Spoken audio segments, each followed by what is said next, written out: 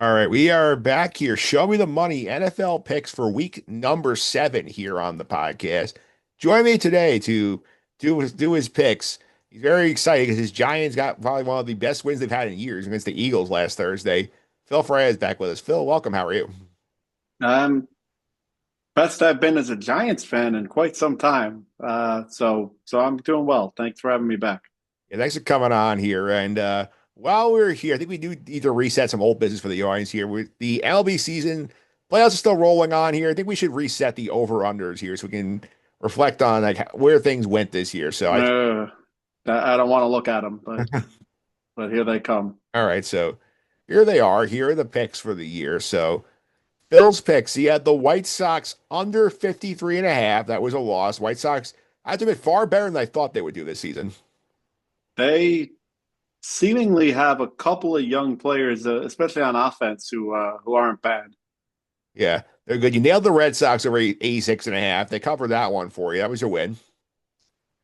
Yeah, Red Sox. Detroit is Little bit of they made it close, but they covered for me. Detroit over 83 and a half. Did not think you have to sweat about it, but they did just enough to hold on to that number. They made me sweat the last couple of weeks there, but they got it. Yeah. The Marlins under 63 and a half is a loss because nobody saw Miami coming, was actually like when they started slowly. They just got like white hot in like June and July, and that basically let them flirt with 500 the rest of the way. I think you could make a good case that Miami was one of the more surprising teams in baseball this year. Yep. The Rangers over 85 and a half lost. They did try hard, just too many injuries. I almost had it. A They little, got back into the race, and then they like lost 7 games in a row or something like that, and that was it. the young Rascals gave you hope, but I think they were just too injured. Yep. And I think your big whiff was the Blue Jays under 78 and a half. They ended up having the best record in the American League, which I would have been with you on that one. That was shocking what they turned into. I did not believe in that group. They proved me wrong, and they had a great season. And obviously, they beat the crap out of the Yankees all year long, including in the postseason. I know they're struggling right now with Seattle, but they had a great season. They did. And for 2-4 for Phil, my picks, Dodgers under 103 and a half is a lock. They won, I think, what, 94 regular season, if I remember correctly. Yep, and I think that you nailed it. That the Dodgers, they almost took the regular season like it was warm up for the postseason, more basically. The Dodgers treat the baseball regular season like the good teams in the NBA treat the NBA regular season. Just Yep, get us to October healthy, then we'll go from there. yep, that's what they did.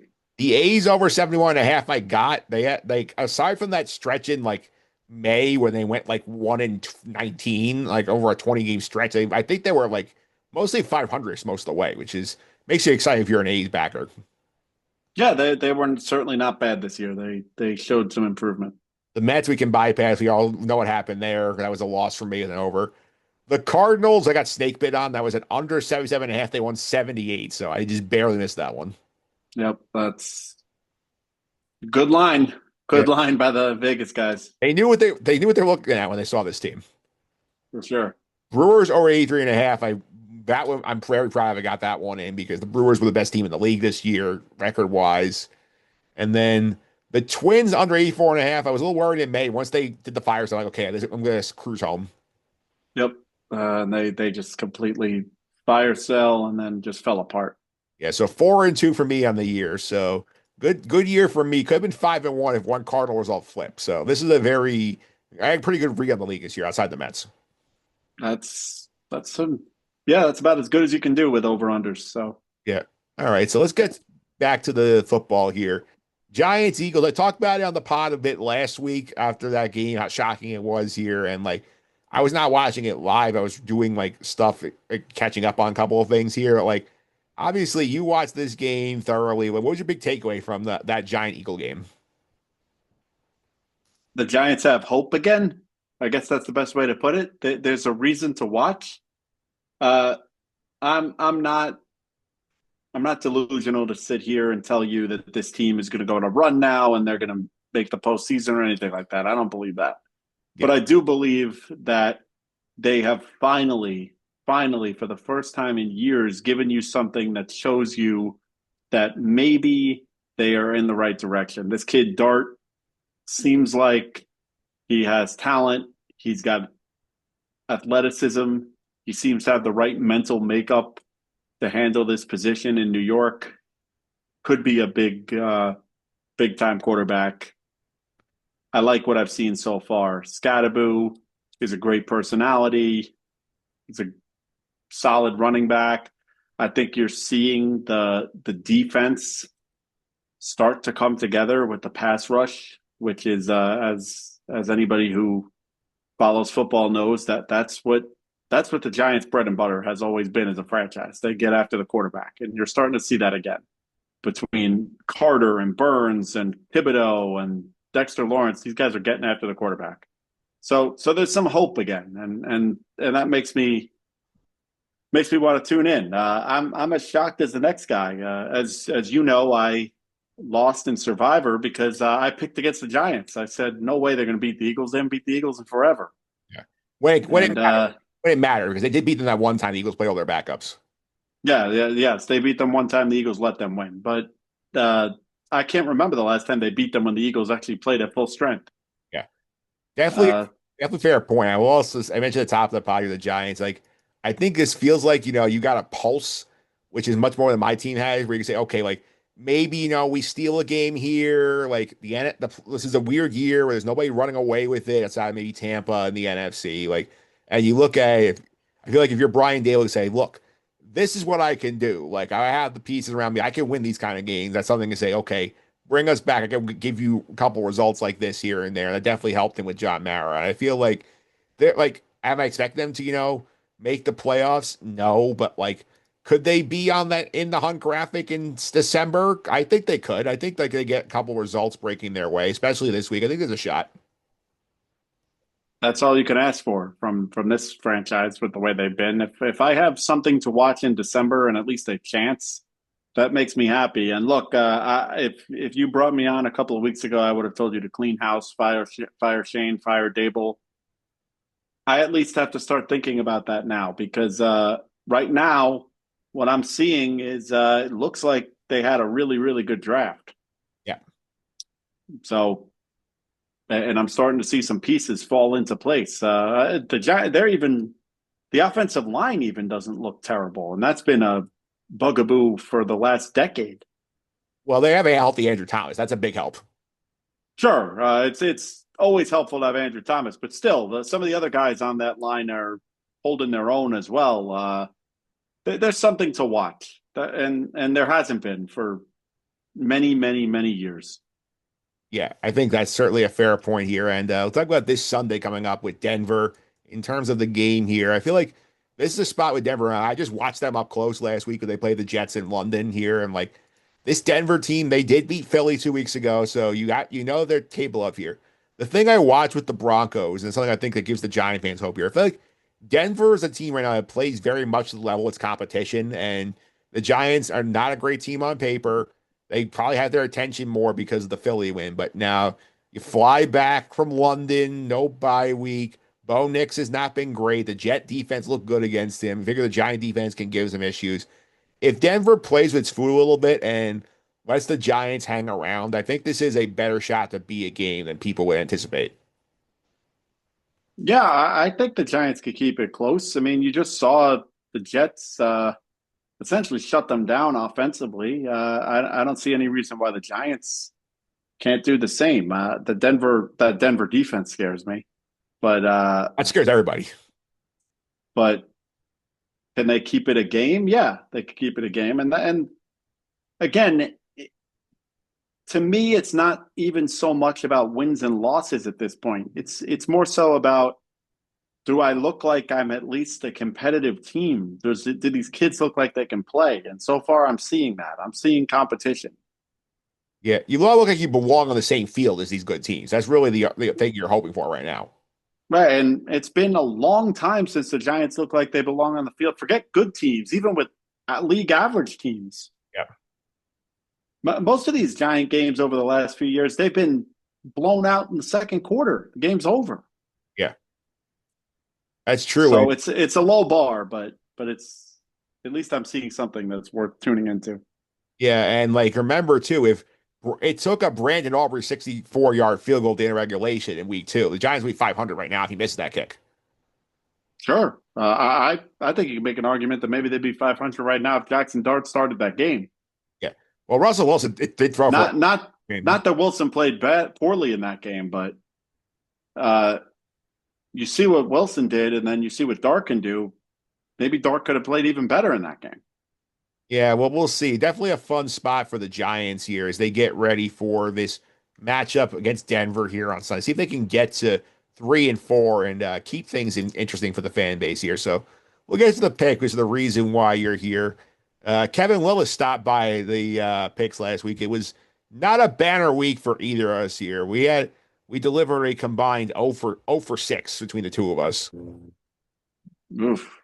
Uh, You're both on the Broncos here. The Broncos did not take the Jets seriously enough here, so that did not cover the number there. Kevin had the Chargers minus a 3.5. It took a late rally to win for Chargers to win but not cover. He took the 49ers over again, like as to upset the Bucks. Like obviously too hurt to hang around that game. So 0-3 for Kevin. None of those picks look terrible, and that without the benefit of hindsight. Yeah, sure. I was on board with the Denver pick. I had the Colts laying a 7.5. They let the cart. Jacoby, I think if Kyler Murray started that game, I think I would have covered it, but Jacoby Brissett kept them competitive most of the way through. And the Colts won by 4. Lions plus 2.5. That whole game changed when they called out that touchdown at the end of the first drive. And then Kansas City just asserted their will at that point. So 0-3 for me as well. Yep. So on the year, the Challengers are 7-11. I'm 9-9. So it's still tight. But as the guest, Phil, you can go first. So where are you going with pick number 1? All right. So pick one is a big number here, but I'm taking Kansas City and I'm laying the 12.5 points against the Raiders. I think the Raiders are just a complete garbage team. I think Kansas City is that Lions win inspires me to believe that Kansas City is kind of found its way again, and I could see them just going in there and winning this game by 17 or 20 points. Yeah, very quietly, the Chiefs offense has gotten good again. They've averaged 31.7 points per game over the last 3 games, and they're getting Rashee Rice back on Sunday, who they have not had since week 4 of last year. Their offense can be even scarier. Yeah, I could see a 31-17 type win, which gets me the cover. It would get you the cover here, and they have not looked good under Pete Carroll so far. Just this win against Tennessee notwithstanding. Yeah, well, Tennessee, that almost doesn't count. That team is that bad. All right, where are you going to pick 2? Pick 2. I'm sorry, but I don't see how I could not pick against your team. Give me Carolina. They're only laying 1.5, so it's essentially a toss-up. The Jets right now look like a sinking ship. This Glenn hiring looks like it's going to be another Richie Kotite disaster in the history of the organization. I just see a team that is not well coached. Nobody seems to know what's going on, and I'm concerned that your guys are going to give up on the coach here. All right, that's definitely a fair play. It's funny enough, this game opened with the Jets' favor by 1.5, where the public bet it the other way to Carolina minus 1.5. There's definitely a lot to like if you're a Panther back here. Garrett Wilson's not going to play this game, so that means you have a who's who of receivers trying to catch passes from Justin Fields on Sunday. Breece Hall wants out. We know he's trying to get traded. The one thing I'll say, though, if you're a Jet supporter, you're hopeful of the Jets here. Carolina, I need to see it on the road. See them go win a game like this on the road where they're expected to win. So I'm not touching it, but I think you're on the right side. Look, to be clear, I'm not picking Carolina because I believe in Carolina. I'm picking Carolina because I do not believe in the Jets. This is a pick against the Jets. All right. So where are you going to pick 3? Pick 3, I am going to the NFC East, and I am going to pick the Eagles on the road against Minnesota, laying 1.5. I know the Eagles have not looked like the same team, but I think coming off back-to-back losses, including that embarrassing loss to the Giants, I think they can go in and, like I said, at only 1.5, it's essentially a toss-up. I think they can go in and beat Minnesota. I don't think Minnesota's that good. Uh, and frankly, I just think the Eagles are a better team. Yeah, Vikings kind of look stupid for saying, "Oh, we don't need Sam Darnold. Like we could just run it back with JJ McCarthy and whoever our backup is here." I think like that's not been a great spot for them. They have not looked great without a Darnold on the center. No, not at all. And I know the Eagles have not looked great all season long. I think things are going to start to turn around for that team. That team's too talented. All right, that's your picks on the board. I'll start mine now. Pick one. I'm going to the Cleveland Browns, laying 2.5 at home against Miami this week. And I know that your pick was sort of like an anti-Jet pick. This is an anti-Dolphin pick because there is way too much chaos going on in that organization. We got Tua airing the dirty laundry, saying guys aren't showing up to meetings. We got Mike McDaniel coming out saying it's the wrong form to air your dirty laundry. Tua's saying this. Then they got to go play a team that they really shouldn't lose to, but the Browns have a great defense. Their Dolphin defense has not been very good. I feel like things just spiraling out of control there. I think they're going to lose this game, and Mike McDaniel's unemployed on Tuesday. So I'm going to go with the Browns laying the points at home. Pick one. That was going to be my next question to you. How long do you think McDaniel lasts? I agree with you. I think this is going to be his last game coaching the Dolphins. I think that owner is going to side with his quarterback 10 times out of 10. And if you have a feud between the coach and the quarterback, the coach is going to lose. Yeah, and I feel like it's one of those games. If you go lose that game with Dylan Gabriel under center, I don't think he's letting him on the plane back home. I agree with you. All right, that's pick one. Pick two. I'm going to take the Commanders laying 1.5 against the Cowboys here. They should have beaten Chicago on Monday, and there was a lot of weather things at the end, and they had that fumble late in the game on the Bears to get in position to win it. I think going to Dallas with that Dallas D being as bad as it is, they have not stopped anybody all year. I think Jay Daniels will shred them. I know Dallas's offense is terrifying, but I think in a shootout, I'll take the team with a slightly better defense, which is Washington at this point. So I'll lay the 1.5 here. I think Dallas gets dealt a big loss here. I think that Washington gets a bounce back. Yeah, I could see that. I think that's a tough game to pick. I don't have a read on Dallas. I don't know what Dallas is this season. Like you said, they could score. They can't stop anybody.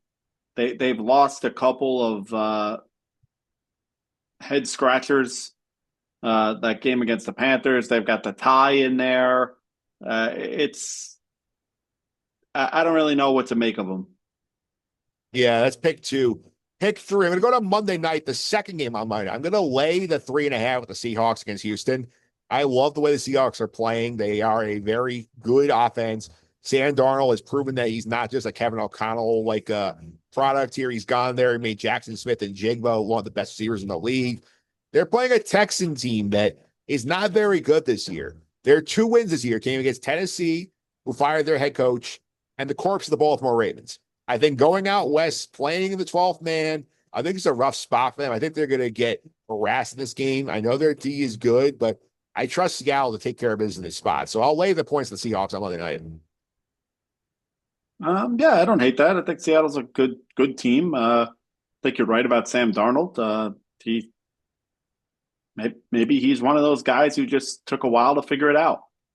Yeah, I think we all forget what Darnold was coming out of college because it obviously didn't work out with the Jets. But this guy was considered a can't miss type prospect. Now I know he's been in the league for a while, but maybe it's clicked.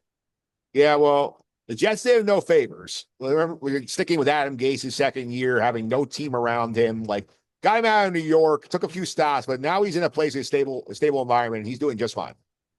He's been great. The play of Darnold and Daniel Jones this season does not look good for either of our franchise. Nope. So reset the picks of the week. Phil has gone big number, laying the big wood, 12.5 with the Chiefs against the Raiders, laying the 1.5 with Carolina at MetLife against the Jets on Sunday, and the Eagles laying 1.5 in Minnesota against the Vikings. My picks: Washington laying 1.5 on the road in Dallas. The Browns laying 2.5 at home against the rudderless Miami Dolphins, and the Seattle Seahawks laying 3.5 in game 2 of the Monday doubleheader against the Houston Texans. Those are your picks for week 7 here on the podcast. And coming up next week, Our good buddy Joe Dalvia is coming by here for one of the more interesting Sunday night games of the season here as we get our first ever matchup between Aaron Rodgers and the Packers in Pittsburgh.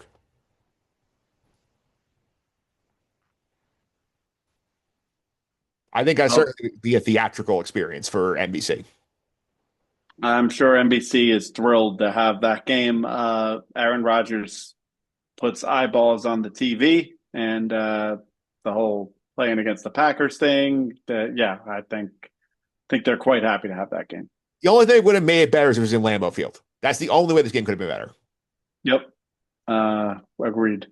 It's But just hey, NBC's getting some good games, and think they got. Don't they have baseball next year again? let's say that they're gonna have baseball next year, and they have basketball starting on Tuesday.